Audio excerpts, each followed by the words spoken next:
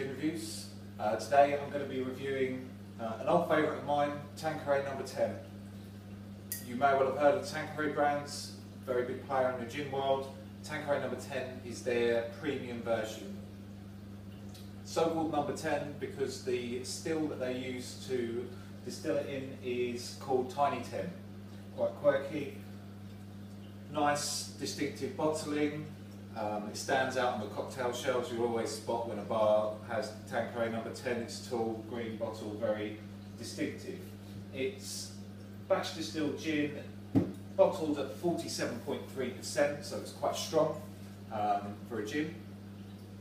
But however, to taste and to smell this gin, you wouldn't know it. And we'll come to that. Right, it's quite popular in America, this gin. It's a favourite of all the celebs. They like to have it in a martini, and that's how it's marketed as well by Tanqueray. But however, I would like to argue that this is also quite nice in a gin and tonic as well. On the nose-wise,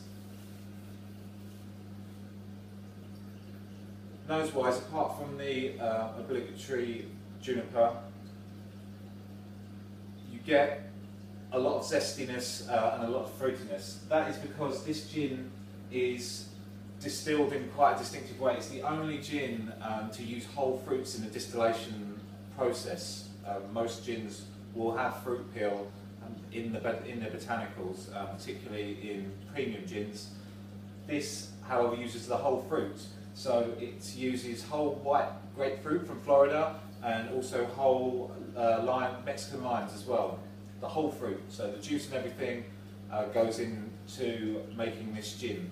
That is quite noticeable when it comes to the nose. The grapefruit is there, you can smell the grapefruit quite clearly. However, the zestiness on the nose, the limes, is that of freshly squeezed lime juice rather than the zestiness that you normally get from, say, Tanqueray Rangpur, which is a zesty, limey gin. So that's very distinctive on the nose of this gin. Also, you get a slight bit of anise, and you get coriander coming through as well. But the main thing you'll take away from smelling this gin is how smooth it smells. Normally when you shove your nose into a glass of grain alcohol, the first sensation you're going to get is the burning of your nose hairs. 47% is strong for a spirit, but you don't get that with this gin. It smells incredibly smooth. Let's see how it tastes.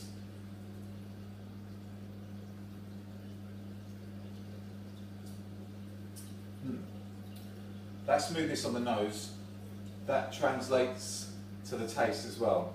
This gin is so ridiculously smooth, and like I said about the martini, I can see why they market it towards the martini drinkers, because that would work wonderfully. So smooth.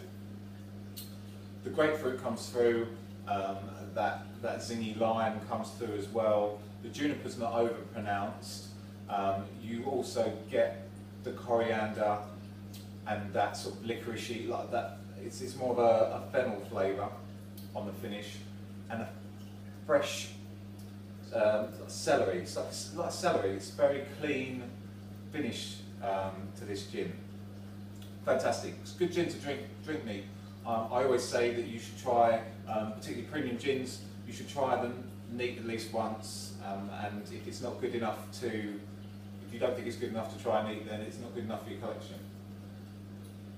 Like I say, martini lovers like Tanqueray 10, but I'm not a massive fan of martini, and the way I like to enjoy my gin is in a gin and tonic. So let's see what the perfect serve for this is in a gin and tonic.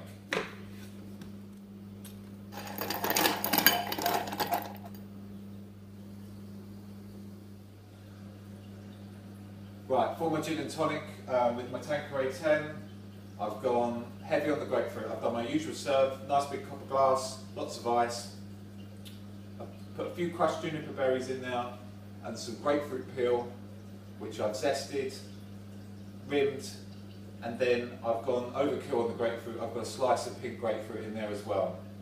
I think it really works with the Tanqueray, because like I say, one of the predominant flavours and smells you get from this gin is that lovely Florida white grapefruit. So that's how I've decided to do it with in my G&T. I suggest you try it at home. Enjoy.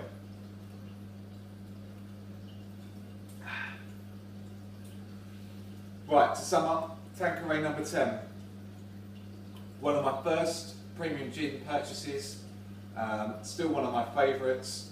It's obviously good for a martini, as we've discussed, but also works very well in a gin and tonic. Fantastically smooth gin. I never get tired of this. I always find myself replacing this before it's run out. I'm on about my third rendition of it, and score-wise, we're going to give this gin 90 out of 100. Thoroughly deserved, thoroughly recommended. You should go out and get one yourselves.